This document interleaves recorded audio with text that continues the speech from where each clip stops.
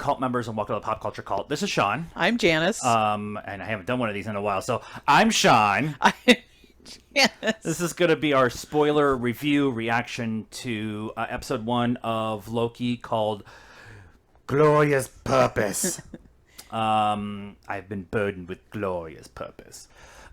These are going to be episode by episode reviews, reactions. They're going to be spoiler filled. So please understand that that's what's going on. So if you haven't watched the episode yet, thank you for the click, but get Go out watch of it here. and then come back. Yeah, go watch. And we're also coming from the point of view of we didn't read the comics. We're coming from the MCU point of view. I'm putting this all out there again because somebody might be coming here for the first time and they don't understand. We are only coming from it from the MCU point of view. We will reference stuff that we learned about the comics and stuff like that as we go along, but specifically it's the MCU. So with all that being said, here we go.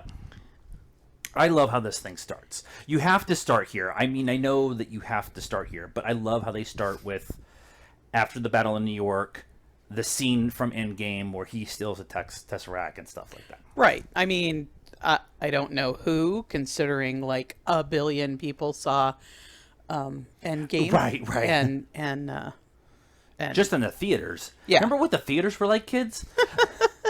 But yeah, they've got to, for those 5 people out there that don't know that the timeline got changed from the Avengers and Loki disappeared before he made it back to Asgard. So, yeah, they got to remind you. And it's not like it cost them anything. They just pulled the footage from the movie. And I think they maybe threw 1 or 2 shots of just Loki reacting to other, like from another camera angle from the one we got in Endgame. There's only a couple in there. And again, they probably already had that Probably stuff. they already had it, yeah. I do like, though, that because they started here with the Avengers, they're like, hey, remember the Avengers? They screwed with the timeline. Yeah.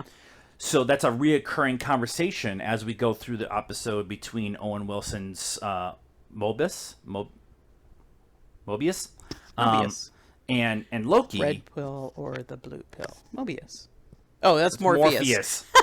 Never mind, I'll shut up. We're coming from the Matrix point of view. But I liked how he brings it up. Like obviously they messed with time to beat me. Right. Because I ascended to the thing. Right. And they multiple times, they said, no, that's the way it was supposed to happen. Right. Because if they didn't, then Thanos gets the stones and half of everything is gone. Yeah. And they had to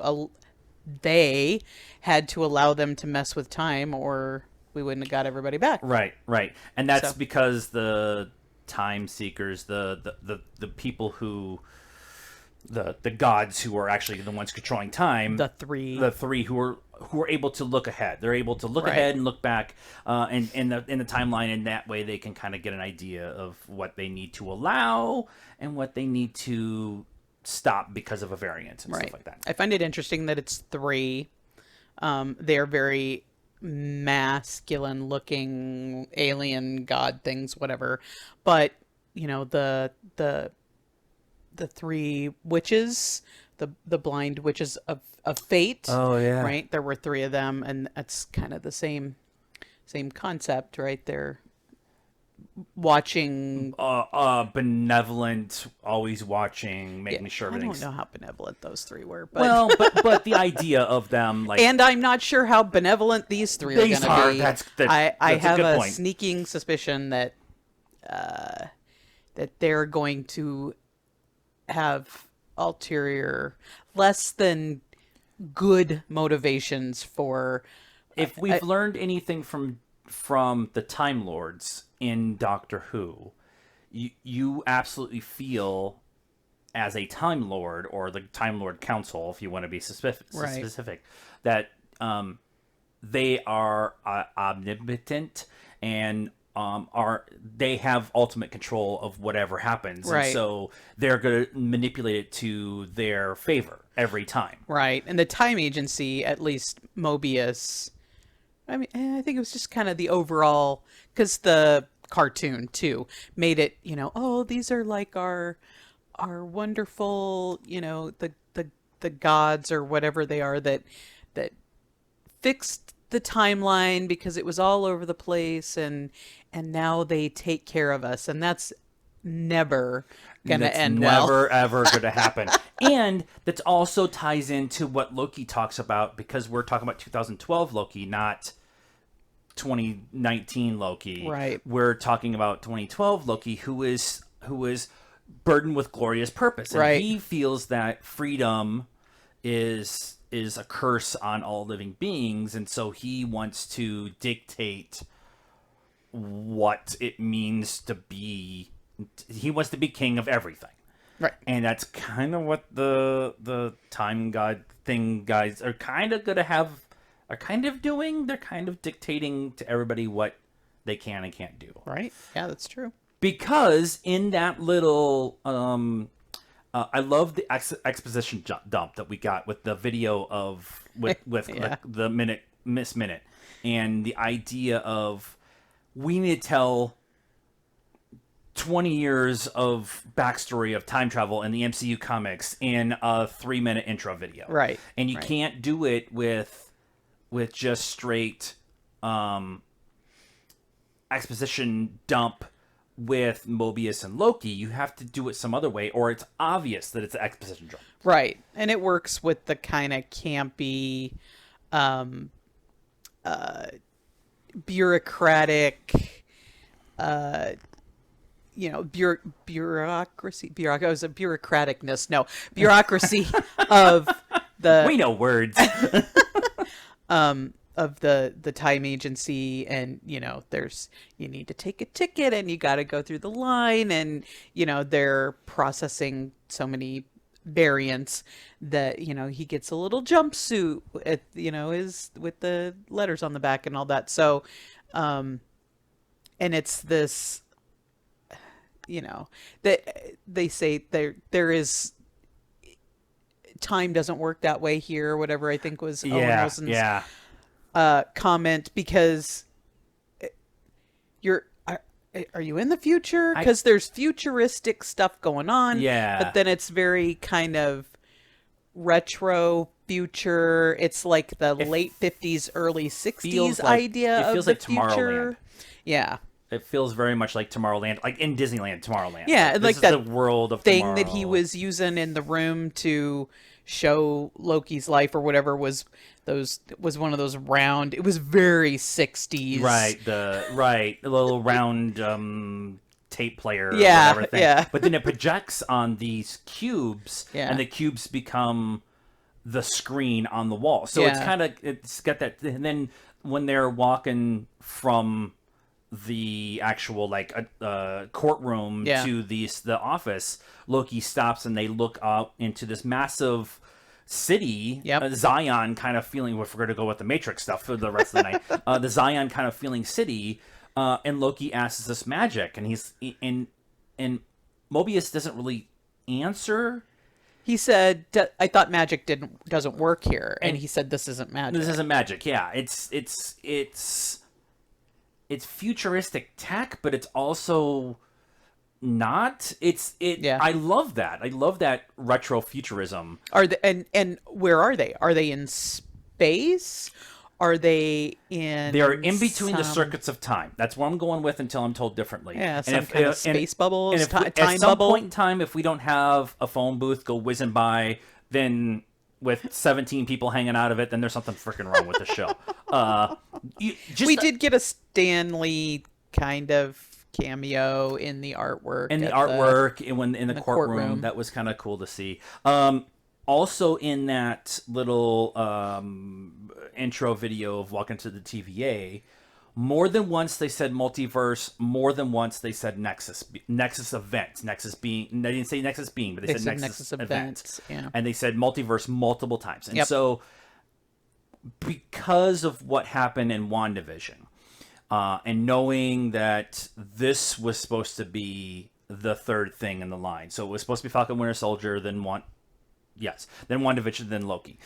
So they set up the idea of a Nexus being in WandaVision, and kind of played with the idea of multiple universes, kind of laying the groundwork for the multiple, and Right. not necessarily saying it, but that like we had Quicksilver from a different timeline. Yeah, and didn't they? I think they said something about multiverses towards the end, like when the Agatha Wanda fight in that episode. I think there's something in there too. I feel like there was there wasn't really any multiverse stuff in Falcon and Winter Soldier, but that show was something very different. That was a spy drama that was Earthbound.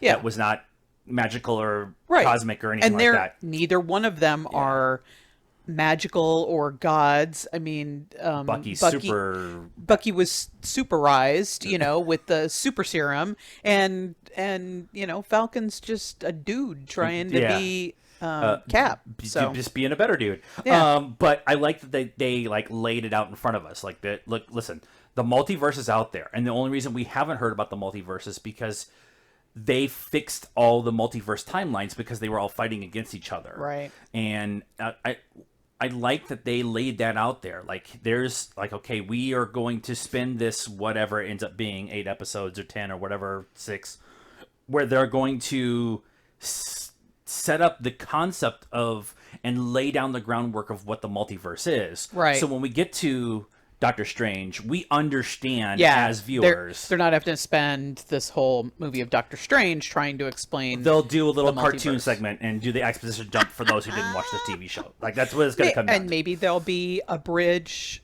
kind of like there was for this, right? Where there's something at the end that they can actually would be the beginning of Doctor Strange. They go back and show that. Yeah. Because they kind of did that with Ragnarok and Doctor Strange. Doctor Strange, with the post-credit scene with that was kind of, so they kind of lay this groundwork of, and then they added that scene in Ragnarok. So I thought that was kind of cool. Yeah, that works. So we've talked about all the stuff.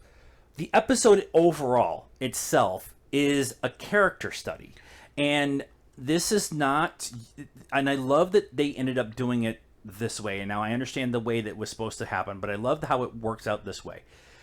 We had a big actiony spy drama, let's talk about racism show set in the real world with Falcon and Winter Soldier. Yep. We have let's deal with grief and everything that happens after the snap and dealing with everybody that Wanda lost and stages of grief, but also keeping it real world and adding in the magical element at the end. Now we're in, it's batshit crazy. We're talking about time, and as much as they've done a really good job of telling time, this episode in the Marvel universe, this particular episode, they have to set up the concept of time and the time agency and the TVA and all the stuff that's going on and all that stuff. But it's not about that. It's about, this is 2012 Loki. Yeah. And we have to remember, he's a psychopath. Yeah. And he absolutely cares about no one, including himself. Well, but then by the end, you know, he's kind of been shown. It's like, I don't know if I would call him a psychopath. I would call him an unchecked, spoiled little boy who, you know, he just wants his Thor father. was kind of that way too, but It's true. Yeah. At that time too, he just wants his father or his mother, adopted, whatever, to, you know, recognize him. He's like, I'm the lesser of the two brothers, and so I'm just gonna do all these things to make people pay attention to me. And but you know, when it's thrown in his face, he turns around and says, I don't like to do this stuff. I do it because I'm trying to prove a point. I'm trying to get attention. He doesn't lay out attention, but that's what he's doing. I love that he has to come to the realization on his own, not having to go, like, we don't have time for him to go through the 7 years and 5 movies of his redemption arc. Not that this was necessarily a redemption arc, but he needs to understand really why he did this stuff and really who he is deep down. Yeah. And so they can move on. So they can move on. Yeah. And so, oh, go ahead. No, you go. I was just going to point out that I think that everything that we have previously said is wrong. Not in this episode, but watching the trailers, because the DB Cooper thing, we thought it was going to be him going around trying to fix time, and that good point. nah, not really is what's going to happen. It's going to be him going around trying to catch himself. But yeah, so all these, like the DB Cooper thing, we're like, oh, he's gonna be DB Cooper and he's gotta go fix time. He's gotta fix whatever was going wrong or what, and that's not it. It was just Mobius showing him that he was on a bet from Thor. Yeah. Which is like the best explanation. I love the DB Cooper stuff. Like I love the concept of he actually lived in Washington for a while, and the money showed up, and it was in circulation. And I love all the mystery the of it. mystery. I love it, and I love this explanation of it. It grounds it in our world, in the real world, so it makes a lot of the other stuff they do later on much more acceptable. The magical stuff. And that's part of the Asgard, Odin, Thor, the Viking or Norse history or story, is that they come here and they like to, Loki's the mischief one, so of course he's gonna come and do mischievous little pranks or whatever. And so I just like that. I like that they grounded it in the world to make it easier for us to accept, but they also do. Again, Marvel's great at the trailers with that was a major part of the trailer. In the, oh, by the way, it's a throwaway scene in the first episode. We see it halfway through the first episode, and it has, as far as we know, has nothing to do with what his actual mission is going to be or what it is he's going to be doing here. So I really appreciate that they spent the time in this episode to allow Loki to figure out that what he was doing and what he thought was right or what he wanted is not really where he ends up. And him running around the time agency and then trying to get the Tesseract back, because in his mind he's trying to escape with the Tesseract so he can get out and go back to completing his mission. And when he finds the Tesseract and they open the little mail cart thing or whatever, and there's 20 actual infinity stones in the tray, it automatically wipes anything out. Like it wipes the slate clean. It shows him that he's not as special as he likes to think he is, or likes to pretend he is. Right. I'm gonna go and I'm gonna get these infinity stones and I'm gonna give them to Thanos, and okay, well, here's a drawer full, and some people are using them for paperweights. I love that joke, by the way. It's again, I am blessed with glorious purpose, right? You're not as special as you thought you were. Right. Your egotism, sure, is unfounded, because, and it's slapped in his face in one little opening of a drawer that what you think is this big, huge, important thing in the overall story of time, it means nothing. And I think that the next line, when he walks over and he looks at the big tube TV screen and he says that the TVA is the ultimate power. Well, he says, "Is this the ultimate power?" Yes. So is he talking? Because that screen looks a lot like the from Hitchhiker's Guide to the Galaxy, the Big Think. Yes, it does. I saw it and it was like, it's Big Think. There is some Hitchhiker kind of winks and nods with the processing room, and everything is in duplicate, and everything's actually on paper. And you gotta have the queue. Stand back. I'm British. I know how to queue. And like there's a lot of hints to that. We're dealing with time, so there's gonna be a lot of Doctor Who kind of feel to it as well. But I think that particular thought process, that line there, lays maybe some of the groundwork to the Infinity Stones don't really mean anything, but if I can play with time, and then because there's stories of mischievousness with Loki like throughout time, right? And so you can start playing with that idea and Well, stuff. and again, Loki thinks he's the biggest and the baddest, and the Avengers mean nothing, blah blah blah. But ultimately, Strange was the biggest and the baddest, and he's the reason that they won. Yes, in the end. Yes, and he tossed Loki around like it was nothing. Yeah. Yeah, I've been falling for 30 minutes. Yeah. like he tossed Loki. Actually, Loki got tossed around multiple times in this episode by the security guards from the TVA. The shot of him getting hit in the mouth with the butt end of the evaporation sticks. Yeah. The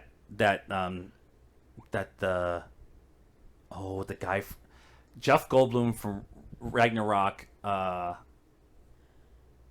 the Collector, that's his brother. His brother. Jesus, it'll come to me in a minute. But it's the same kind of stick, yeah, right? Where it evaporates it is. them. Yeah, I didn't even think about that. But him getting hit with the butt end of that, and his face is. Yeah. You're at 1/16th speed of time, but you're still getting the full level of the pain. Yeah. Was like a really cool but he got like multiple times he got kind of tossed around. Yeah. He was never the big fighter one in the group, but he's still a demigod. Yeah, but this is right after Hulk smashed him a bunch of times. So, he's having a really rough day. That's true. The markings on his face were there, and I really appreciated that. They at the end of the episode, we'll talk about. I want to talk about actually. We'll wait about the end of the episode. I want to talk about the scene where Loki goes back into the conference room by himself, and he watches the full length of the tape from when Freya dies. Yep. And then fast forward to Odin. Yep. And then watching himself be killed by Thanos. Yep. And I said this on a TikTok yesterday that I really hope that they figure out a way to leave Tom Hiddleston inside the MCU as Loki for eternity. Like, however that works out, I want it because that scene right there where he's just... It's Tom Hiddleston can act. He started crying. You're like... Just his... smiling of his brother's acceptance, and then having to go through watching Odin die, and after watching Freya die, and then his brother accepting him for who he is, even though he's been a douche nozzle to him, and then watching himself get killed, and just his utter dismay of the whole situation was just just chef's kiss of how amazing it was that I love actors who can convey emotion without saying anything. Yeah. And I really appreciate somebody who can do that. And not everybody can. I'm not saying that they're a terrible actor if they can't. It's another level for me. And I just thought that scene was not his redemption, because I don't think we're going to get his redemption this early in the show. No. But we need to have his acceptance of who he is. Yeah. And I think just based on how it looks like this is going to go, he may stay around. Like, okay, he's got to find himself, right? And stop himself. And he may end up a time agent, right? Just they keep him in, because he said in this episode, I can't ever go back, right? Yeah. So that's a way to, like, at the end, he's like, yeah, okay, I can do this. He can do this. Owen Wilson was really good too as the kind of career office detective guy. Whippy comments and back and forth, and I when they announced Owen Wilson, I was like, but I get it. It's nice to have him back. He's been gone for a little while. He kind of had some done with Hollywood stuff going on, and so it's nice to see him back. So let's talk about the last scene. The last scene is there's a time variant in Salina, Oklahoma in 1858. Right. And they go there and they find a shovel, and they scan the shovel, and they said it's definitely out of time thing. It's It's a freaking sonic shovel. anachronistic. Yeah. Of course it's anachronistic. This does not belong here. And they make a point of saying that there's, they've struck an oil, and then it looks like they're going to try to get rich from the past and by striking oil, whatever. And they go to reset the time, and they look across, and the perfect shot. It's all smoky on the outside of the screen, and it's all blue lit through the high grass of Oklahoma, and there's somebody sitting on a log cloaked. Right. And that's it. And I want that on a poster. Like, it was so sexy. I'm a cinematographer kind of guy, whatever. But then that person stands up with one by C and drops it and sets everything on fire. And now that person has a time bomb. Right. A time. Is it a bomb? Well, yeah. It's okay. It's a time resetter. Resetter, yeah. But it's a time bomb. And so they talked about earlier, Loki kind of says, okay, what can I do to help? And Morbius says, we need you to find you. Right. Now, it's not been confirmed anywhere on the internet, but everyone on the internet knows that it's girl Loki. It's going to be Lady Loki. Sure. It's Marvel. They never do anything that the internet thinks they're going to do. That's completely fair. That is completely fair, and I'm not going to sit here and say no. But it's Lady Loki. But the idea of him as a agent of the TVA and wanting to now have that ultimate power sets up some very interesting conversations, especially because he's the one who wants to be the ultimate power, and if there's another variant of himself out there, he's not going to want to share. And so I feel like that could be that kind of the story as we go forward. Maybe. And that would be a lot of fun to see him kind of pitted against himself. Another mischievous version of himself who's trying to glorious purpose. Yeah, right. Anything else we missed in this episode? I don't think so. No. I don't think that was everything. It was 45 minutes, though, and it didn't feel like 45 minutes, which I thought was awesome. Yeah, so, absolutely. There's a ton of other channels out there who are going to do Easter egg hunts. We will probably go watch Heavy Spoilers or New Rockstars right now because just in the end credits, I was trying to catch things, and it was just there's a ton of stuff in there. So let us know what you thought of our reaction / review of the first episode of Loki called "Of Glorious Purpose." Let us know what you thought of it in the comments below. I haven't done one of these in a few weeks, so and please be nice as a requirement around here. Like this video, subscribe to the channel, hit the bell for notifications, and follow us on all the social media stuff: Facebook, Instagram, Twitter, and TikTok. The links are in the description down below. Until the next time, good afternoon, good evening, and good night now.